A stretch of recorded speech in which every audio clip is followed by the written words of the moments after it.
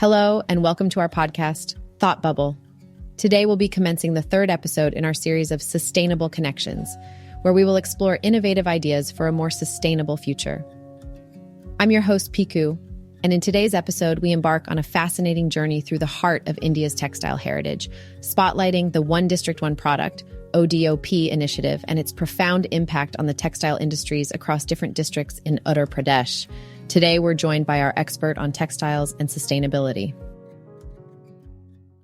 Uttar Pradesh, often referred to as the heartland of India, is renowned for its rich textile traditions.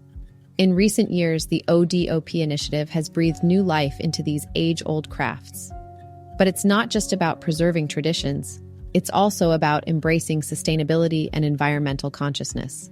Today, we'll explore how the ODOP is playing a pivotal role in the eco-friendly transformation of Uttar Pradesh's textile industry.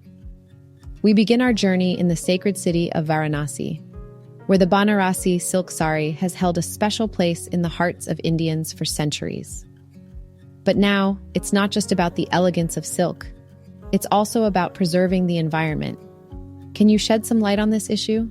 Sure, Piku. Our commitment to ODOP goes beyond tradition. We are now more environmentally conscious. Artisans are increasingly using eco-friendly dyes and sustainable practices to create these exquisite pieces of art. We use natural dyes and promote ethical silk production, benefiting both our craft and the planet. The use of natural fibers like silk and cotton and the absence of synthetic materials make Banarasi saris biodegradable and environmentally friendly. Traditional Banarasi saris were often made from conventional silk, which involves resource-intensive processes. Today, you can opt for eco-friendly fabrics like organic cotton, ahimsa silk, also known as non-violent silk, and bamboo silk. These materials are produced using eco-conscious methods, reducing the environmental footprint while preserving the elegance and allure of Banarasi saris. The traditional handloom weaving technique used to create Banarasi saris has a lower environmental impact compared to machine-based production. Handlooms consume less energy and water, and they empower skilled weavers, providing sustainable livelihoods. By supporting handloom weavers, you contribute to the preservation of a valuable cultural heritage while promoting eco-friendly practices. From Varanasi, we now move to the districts of Bhadohi, Mirzapur, and Sonbhadra, famous for their carpets. The ODOP initiative here has fostered a resurgence in traditional weaving techniques, employing local materials and reducing carbon footprints. These handcrafted carpets are more than just floor coverings. They're sustainable pieces of art. Yes, the ODOP initiative has transformed our lives. We no longer use harmful chemicals, and we're proud to create carpets that not only beautify homes, but also protect our environment. We ensure that the environmental footprints are as light as possible. Today, we have state-of-the-art effluent treatment plants committed to releasing no hazardous water into the environment. The water consumed in the manufacturing facilities is treated to the highest standards before disposal and used sustainably. Even Jaunpur and Siddharpur, known for their Darian carpets, have embraced the ODOP initiative as well. Through sustainable farming and weaving practices, they are preserving their craft while safeguarding the environment. Moving on to Hardwa, we encounter the magic of handloom textiles. Here, artisans are using eco-friendly materials and techniques to produce clothing and fabrics that reflect the essence of Uttar Pradesh's rural charm while minimizing environmental impact. Yes, Piku, our handloom textiles are not just beautiful, they're eco-conscious too. Handloom is a sustainable kind of weaving that does not require electric machinery. Its origins may be traced back to the Indus Valley civilization. Because handloom woven fabrics are woven by hand, the artisans are quite gentle and soft with the fabric. It makes the clothing pleasant and long-lasting. Furthermore, because the fabric used in handloom items is less stretched, they are prided for their breathability. All raw materials are sourced naturally and ethically as a measure towards green fashion. As a result, there is minimal material waste, and the complicated process creates specialty employment opportunities in rural India. These aspects combine to make the handloom industry one of the most environmentally friendly and long-lasting in the fashion industry. In Mao, the less sustainable powerloom textile industry has undergone a transformation. Embracing sustainable energy sources and responsible manufacturing, the powerlooms of Mao are now crafting textiles that are as eco-friendly as they are fashionable. Let's talk about another major textile industry of Uttar Pradesh, based in Lucknow, the chikankari. What are its sustainability factors, and how is it helping local artisans? One of the unique features of chikankari embroidery is that it is entirely handmade.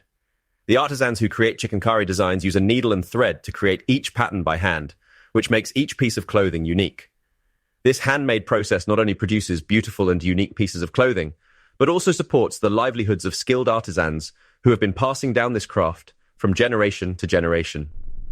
Moreover, chikankari embroidery is produced using eco-friendly and sustainable materials. The fabrics used in chikankari embroidery are typically natural materials like cotton, silk, or muslin, which are biodegradable and do not contribute to the growing problem of textile waste. Additionally, the dyes used in chikankari embroidery are usually natural dyes made from plants, which are safer for the environment than synthetic dyes. As consumers become more conscious of the impact of fast fashion on the environment, this is a growing demand for sustainable fashion options. Finally, we explored districts like Badaun, Bareilly, Chandauli, Kasganj, Unnao, Lucknow, and Shahjahanpur, where Zari products have flourished.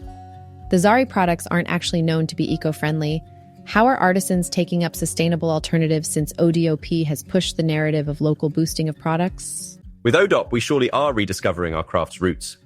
In recent years, concerns have been raised about the environmental impact of metal-based Zari. It has been linked to soil and water pollution due to poor disposal methods of synthetic metal waste. This has led to a rise in eco-friendly alternatives to conventional Zari, such as Gotapati work, which uses small pieces of Zari fabric in applique form. Moreover, innovations have been introduced to make Zari more sustainable. One such innovation is the development of Zari threads from recycled plastic.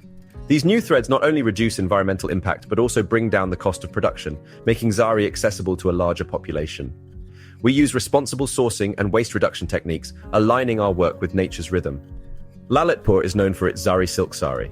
The ODOP initiative has led to the creation of exquisite saris that not only epitomize luxury, but also echo the principles of sustainability. Zari silk saris are a symbol of opulence, and now, with ODOP, they symbolize responsible luxury.